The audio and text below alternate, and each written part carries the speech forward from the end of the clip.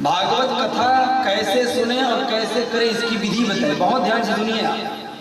बहुत सारे कथावाचक हैं जो विधि नहीं बताते, थोड़ा सुनिए। भागवत कथा के श्रोता कैसे होना चाहिए, वक्ता को कैसे होना चाहिए।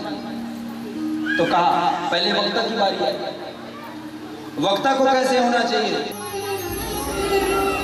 विधि बताया कि जो वक्ता जो कथावाचक है उसके बाल बड़े बड़े नहीं होने चाहिए।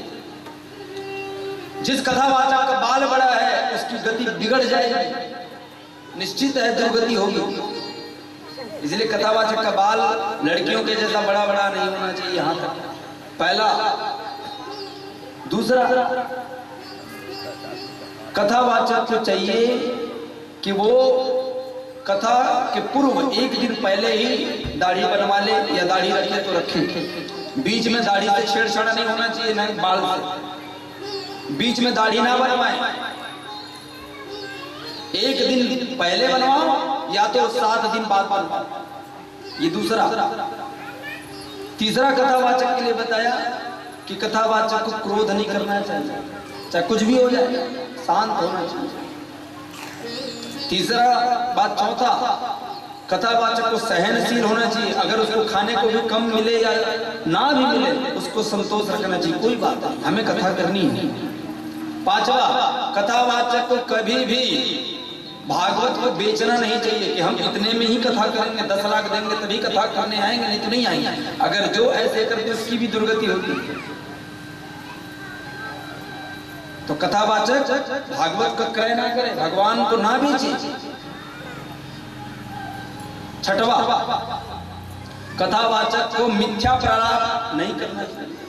भागवत कथा में केवल भगवत चर्चा होना चाहिए, थोड़ा बहुत दृष्टांत होना चाहिए। ज्यादा कथा कम करके बाहर की बातें ज्यादा नहीं करनी चाहिए। विधि लिखा है ना, आप अगर लग रहा है आपको संकोच होगा तो आप कमरे में आइएगा, मैं भागवत की विधि दिखा दूंगा।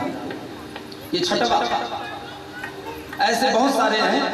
भागवत कथावाचक को कम भोजन करके बैठना चाहिए, चावल नहीं खानी चाहिए, रोटी खा के कथा करनी चाहिए, फल खाकर कथा करनी चाहिए। कथावाचक को बहुत जल्द शयन कर लेना चाहिए, मितभाषी नहीं होना चाहिए, सत्यवादी। बहुत सारे नियम बताए। और एक बस और बता दो कथावाचक के ही, कथावाचक को ज्यादा श्रृंगार भी नहीं करना चाहिए, ये भी लिखा। ज्यादा ताम झाम से नहीं होना चाहिए, ये भी बताया। और आप सभी समझदार हैं, आज की कथावाचक कितने शांत रहते हैं, कितने छोटे छोटे बाल रहते हैं, आप सब जानते हैं।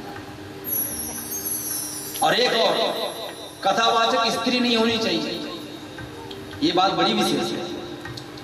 भागवत में या किसी भी वेद में उठा लो, पुराण में उठा लो, उपनिषद उठा लो, लिखा है कथावाचक को स्त्री नहीं होना चाहिए। स्त्री कथावाचक कभी नहीं बन सकती, ऐसा लिखा है मेरी मां।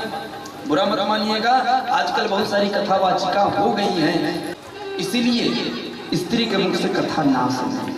अगर आपको जानकारी है मेरी मां, सुनिएगा, है ना, आपके लिए बोल रहा हूं मैं। अगर आपको शास्त्र का ज्ञान है, भगवत कथा के बारे में जानकारी है, तो आप अपने बच्चों में संस्कार डालिए। आप अपने बच्चों को घर में बैठ करके कथा सुनाइए। व्यासपीठ में बैठने का अधिकार आपको नहीं है।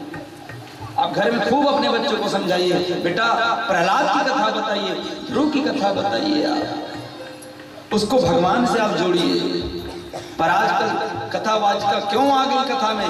बोले पैसा चाहिए, धनोपार्जन के लिए आज व्यक्ति कथा करने लगे, पैसा चाहिए केवल।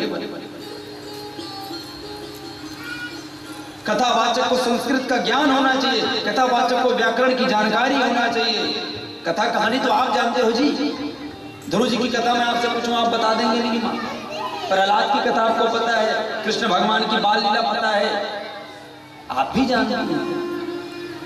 पर भागवत के कथावाचक को संस्कृत का मर्म पता होना चाहिए, संस्कृत के श्लोक का उच्चारण होना चाहिए। श्लोक ज्यादा नहीं बोल सकते, 1-2 बोलो, लेकिन बोलो जरूर।